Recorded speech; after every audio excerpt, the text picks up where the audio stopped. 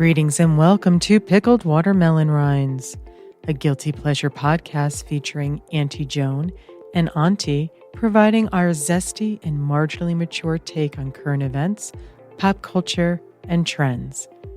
Now we invite you to sit back, relax, and enjoy. Hi, Antie Joan. Hi, Auntie. How are you? I'm doing okay, thanks. How about your own self? Oh, just fine, thanks. You're welcome. We had a lovely day at the Uka for lunch yesterday. We did. God, it's so good. The food is just so good. And our little waiter dude, he's just so nice. I tell you what. I thought, oh my gosh, I didn't realize the order of my veggie sushis were so big. And then come to find out you ordered me two. I did for leftovers. I sure do. Nice. And you tried a new dish this time. I did the chicken pad thai. Nice. It was quite And how was flavorful. Quite flavorful. Good.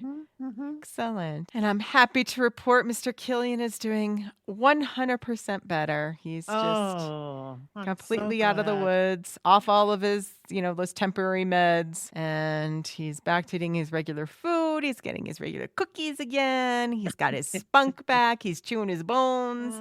He's taking some good healthy poops like he always did. Oh, and you didn't send me pictures of those. No pictures of the healthy poops. You just get the gross stuff. Yeah, that's what I'm into. And then I met up with a friend on Monday for a lovely lunch at Boy Chick, which is a Mediterranean restaurant at the Stanley Marketplace in Aurora. And the reason I was in Aurora was for a follow-up appointment for my eye. And all is well. I'm not sure if I told the folks before, but I do have a side effect of radiation when I had the radiation treatment in my eye. And I have what's called a cotton wool spot. It's from radiation neuropathy. So it's just this spot that we're monitoring. It's very common. It usually happens around the 2-year mark, and that's when he discovered it last year, was just around the 2-year mark from the radiation surgery. So now I get images. It was going to be every 4 months. Now we're going to increase it to every 3 months just to keep an eye on it. Pun intended. And oh, jeez, that went right over my head too. Almost mine too at first. But it's just to make sure if it starts leaking, then I may have to get regular injections in my eye. This will go on.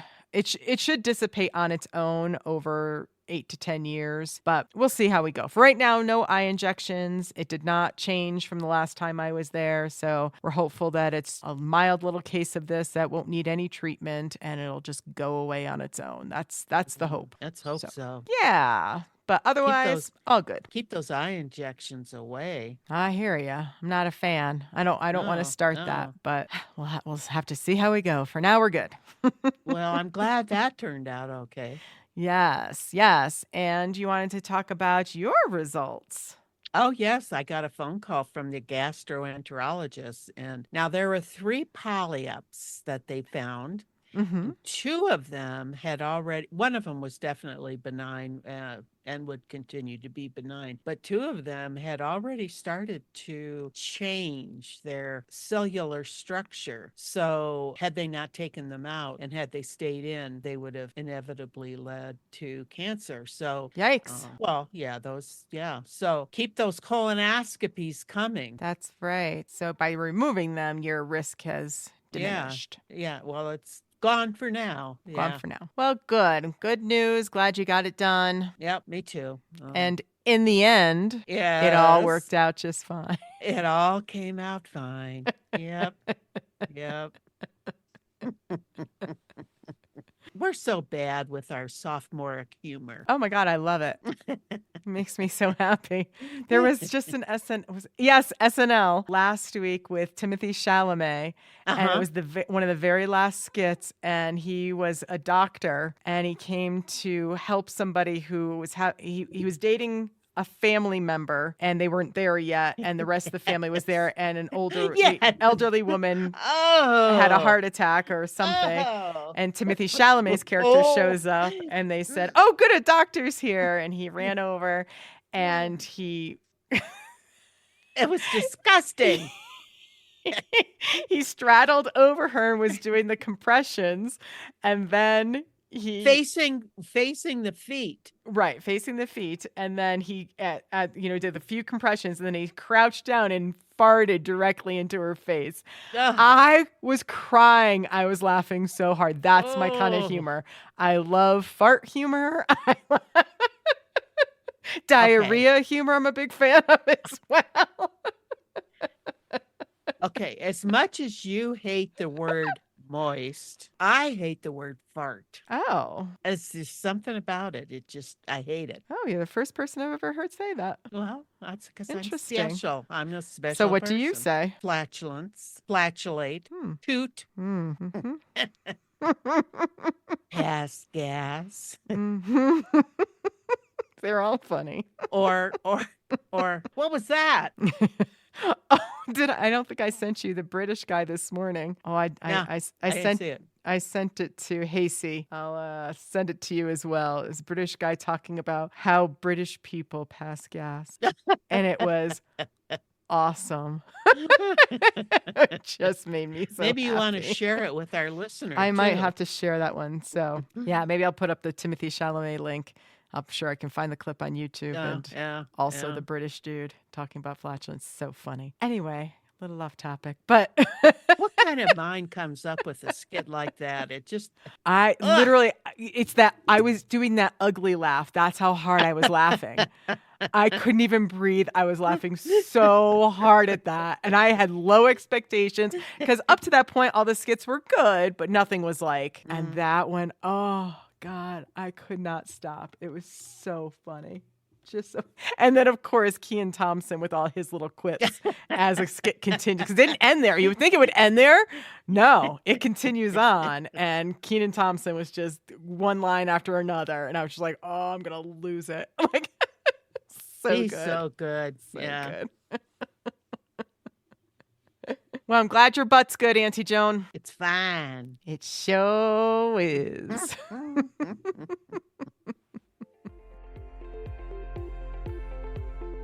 Welcome back. Welcome back. Now we're on to the part of our program where we discuss what we're watching. And yeah, I'll just toss this right on over to Auntie Joan. Oh my gosh. Okay. So I came across a documentary, which Auntie, if you ever have listened to any of these before, Auntie hates the documentaries. She loves the silly ass fart jokes, rom-coms, and fart jokes. But this is a documentary titled The Remarkable Life of Ibelin, which was produced, directed, written by Benjamin Ree. And this movie is about Mats Steen, a Norwegian man who died in 2014 at the age of 25. And Benjamin tells the story of Mats' early life in the conventional documentary way. His parents talk about him. There's home video footage of his life from when he was a baby up to his final years. So we kind of get an overall real view of Mats and his life, and as his body kind of deteriorates, because he was born with Duchenne muscular dystrophy, which is a rare inherited disease. Presently, there's no cure for it. And Mats lived out his final years nearly immobilized. He would spend a lot of time gaming on his computer, and he had specialized controllers and stuff made just for him so he could participate in these gaming worlds. So Matt's family thought of him, remembered him as smart, loving, but they always felt that he was missing out so much of life. He would get more withdrawn as his symptoms progressed. Like the last 8 years of his life, he spent about 20,000 hours in a game called World of Warcraft. And he created himself burly, friendly avatar named Ibelin. At Matt's funeral, his father said, and I quote here, "Our deepest regret was that he would never experience friends, love, or make a difference in other people's lives." Right after he died, they found Matt's password to his blog called Musings of Life. And then Matt's mother and father logged in to the musing and put a message out there saying that he had died, and that was it. Well, a couple hours later, they started getting emails from one after another, after another, after another, people saying, how much they were sorry, offered their condolences and talked about him and referred to him as, they know him as Ibelin from the World of Warcraft. So when they saw all this, Ebelin's mother thought, who are these people? Are they crazy or what? Well, no. Well, I know. I used to always think that people that were into these type of role-playing gaming things were a little off, but that was just I don't know, the way I was raised. I don't know. It was just the way I thought many people thought about him. They were misfits and what have you. But this became Matt's life because he was so chained and unable to do anything. This was his life, and he was able to run this Ibelin character. As soon as he would log on to the World of Warcraft, he would take like a 30-minute run through the forest. He would kiss girls. He offered a lot of advice to people who were going through their own hard times. And in particular, the one that really got to me was the Danish mother who was having trouble connecting with her autistic son. The boy, the son, would sit in his room all day. They showed him with a headset on, just gaming. He wouldn't go to school. I mean, this kid was a teenager. He wouldn't go to school. He wouldn't go outside. He wouldn't really spend time with his mother. It was like, I don't know how severe his autism was at the time, but he really withdrew from society. And the mother, Xenia was her name, she mentioned something of this to Mats or Ibelin, and Ibelin says, well, why don't you try communicating to him through the game? And she did. And then they started finally getting this relationship between the two of them. And the son hugged her in the game. And Xenia says, I just wish he could hug me in real life. And eventually he did. Eventually he got to where he felt comfortable enough that he could have human contact with people. So once Matt's parents started getting to know the people, Starlight was the name of the community where they belonged, the World of Warcraft community. Once his parents started getting involved in communicating with other members of this community, they got to know the head or the leader. Come to find out, they had 42,000 PDF pages of discussions and game directions which told the story of Ibelin. And all of his feelings and actions were in that archive. So if Mats wrote, Ibelin seemed sincere yet saddened, we knew exactly where and when that happened. And in the film, we try to interpret the complexity of the writing and the emotion into actual animation. Turns out 5 members of the community went to Matt's funeral. Some of them spoke, and then they held a funeral service online in the Starlight community, and every year they go back and they have like a memorial for him. When I watched this, I couldn't help but think back to our discussion, Auntie, on It's a Wonderful Life. And we had talked about at that time how one person, can one person really make that much of a difference? And when you see something like this, and you see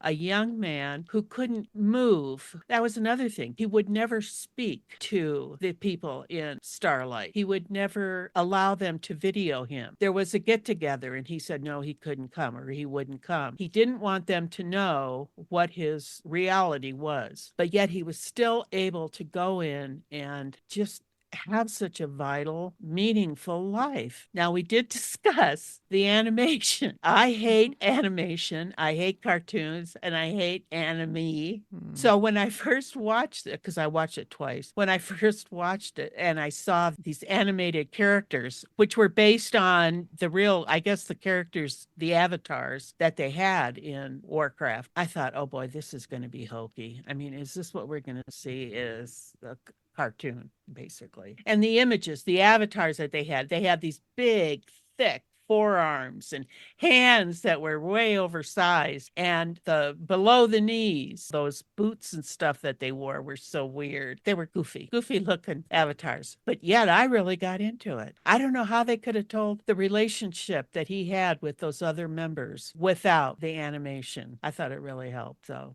what say you, Auntie? So, as Auntie Joan said, I'm not a big fan of documentaries.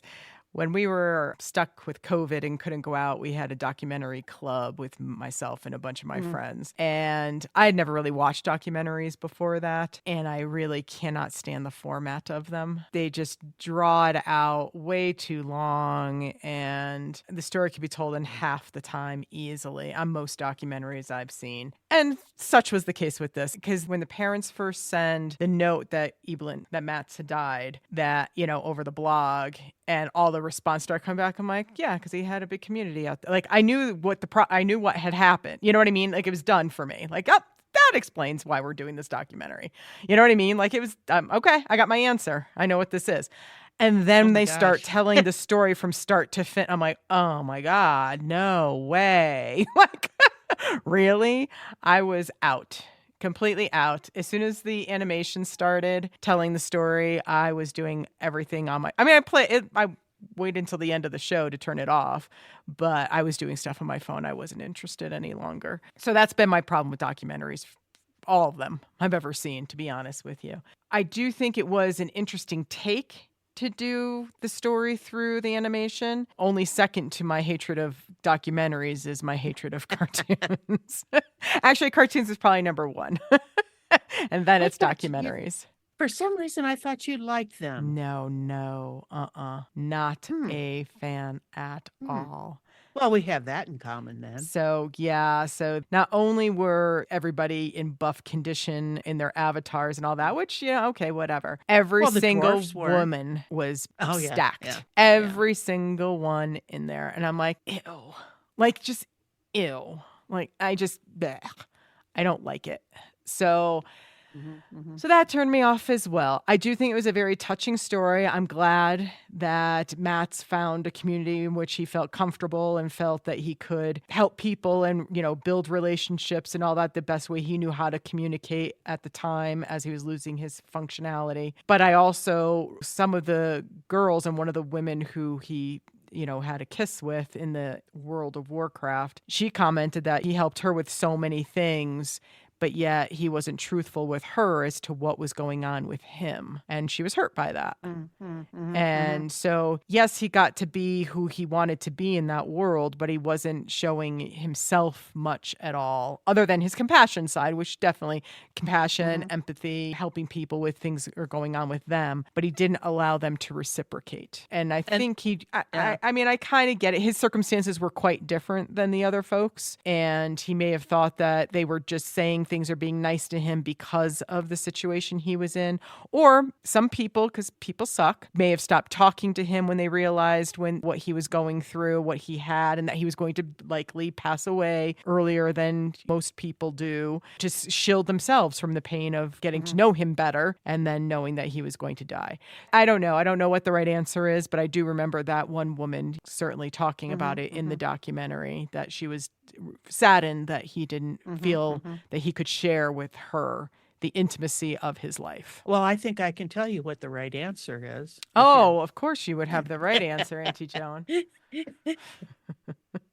Now, I think that was a very valid point she made. Yes. And I think that the leader also kind of said, we're just sorry that we couldn't have been for him what he was for us. Right. And I think that's a good lesson to learn. I mean, we try to be we don't share a lot of times our hardships or things that are going on because for whatever reason. And I think there's a lot of people in your circle of friends or family who feel like, yeah, they would like to help you. They would like to be there for you. And by shutting them out, you're depriving them of feeling a deeper part of your life. Yeah, I thought that was pretty valid, what she said. Yep. I mean, this thing really, I started crying at the end. Oh, yeah. It's that back to It's a Wonderful Life and what kind of impact that some people can have on others in their life, and that we don't ever think that, well, I don't know, I can't say we, I'll say, and we've discussed this too when we talked about that movie, about what kind of impact would we have on some, to make that big of a difference. Like that woman with the autistic son. I mean, that the kid said, I wouldn't have the relationship with my mother today if it had not been Ibelin who had said, get to know him through the game. So, and that was an interesting scene too, where the mother's sitting facing the wall on the computer, and the son's on the other side of the room facing the wall on the computer. They're not looking at each other, but they're communicating through the game. But that's what she needed to do, I guess, to get to him. So whatever works. And I have a better appreciation for the people who got into these role-playing games. I mean, like I said earlier, I just always thought they were kind of weird or whatever. And well, make no mistake about it, there are some creeps out there too. But oh, sure, anywhere, yeah. But yes, a lot of it is just somebody exploring their creativity, wanting to be somebody else than who they are in real life, and being able to explore those kinds of things. So, or they have trouble making friends or coming out, and it's just a way to. I think people can build skills, communication skills too, that way. Maybe when they are ready to step out into the real world, they can have a little bit more confidence. I don't know. But I appreciate it more than I ever did before. So, I mean, this to me was like, I loved this. And Auntie didn't. No, I did not. And that's what we're here for. I was done within 15 minutes of the show. And it's an hour and 45 minutes, people. And it wasn't long enough. Oh, for me, it was way too long. No.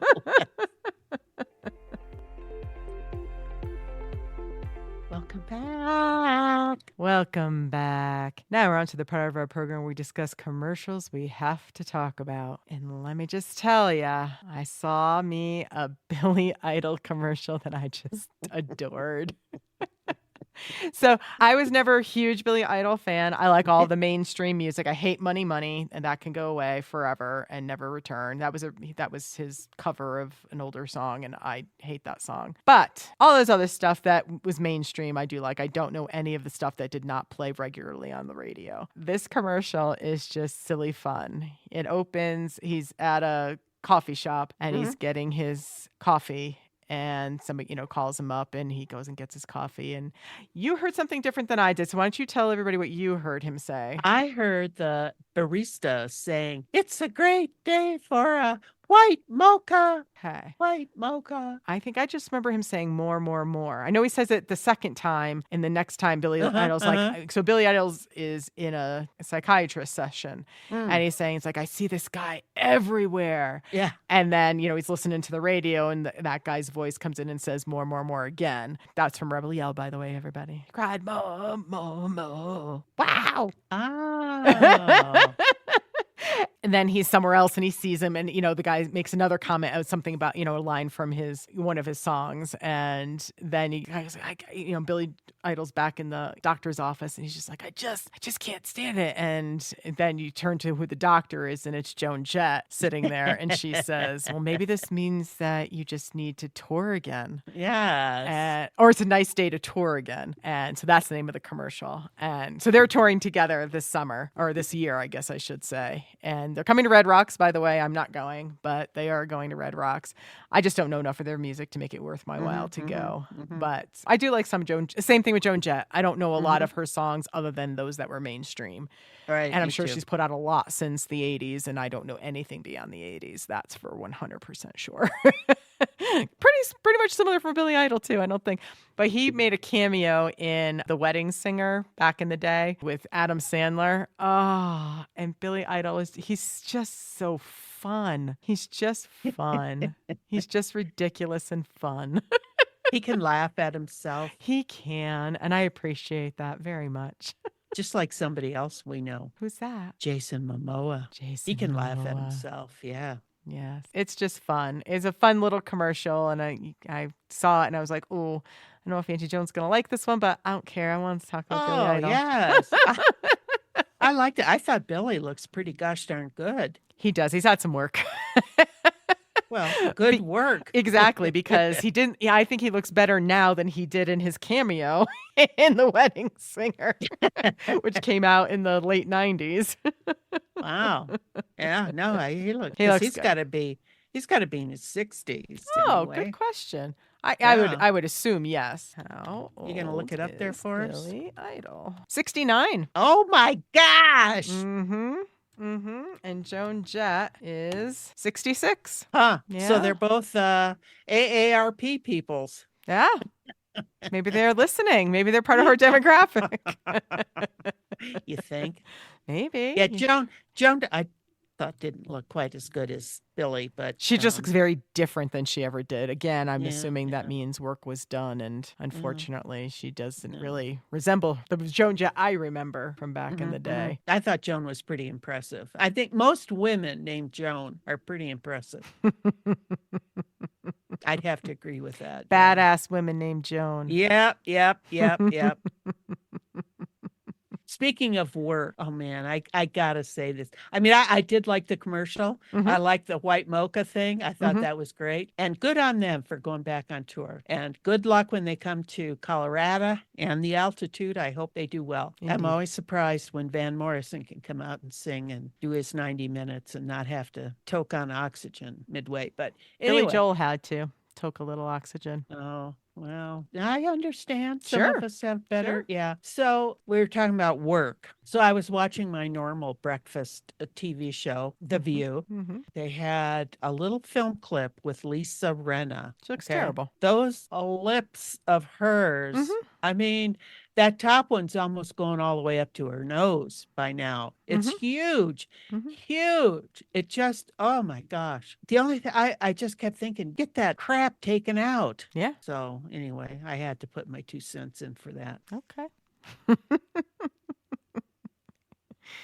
So yeah, good to see Billy Idol. Good to see Joan Jett. Like you said, happy that they're touring again. And it was a cute commercial that I just had to share. We'll have the link. It was. It's good. We'll have the link. Yeah. Thanks for bringing that one up. You bet. Now, before we go, we want to drop a little nugget for all our listener out there.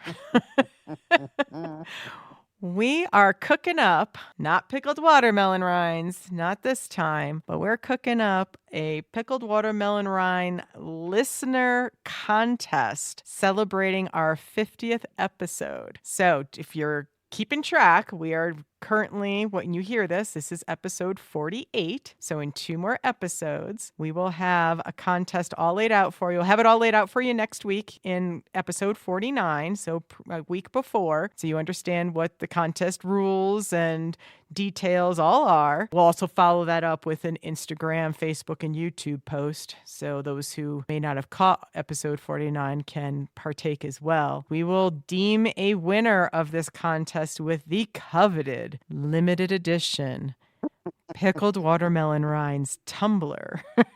Yay! And we'll have a picture of that as well, so you'll get to see what you're working towards in this contest. And then we'll announce our winner during our episode 52, which will be our year celebration. So we'll have that as part of our celebratory episode. A year in the life. So stay tuned. More information to follow, but we wanted to drop this teaser so you all have something to look forward to. And do tune in to episode 49 to get the details. And yeah, we're super excited about this one. Oh, you betcha. All right, Auntie Joan, anything else for our listener today? No, I think that's it for me. All right. Well, that wraps it for yet another wonderful Pickled Watermelon Rinds episode. This is Auntie signing off. And Antie Joan saying bye-bye now. We thank you for listening. And remember, when life eats away at your core, make pickled watermelon rinds.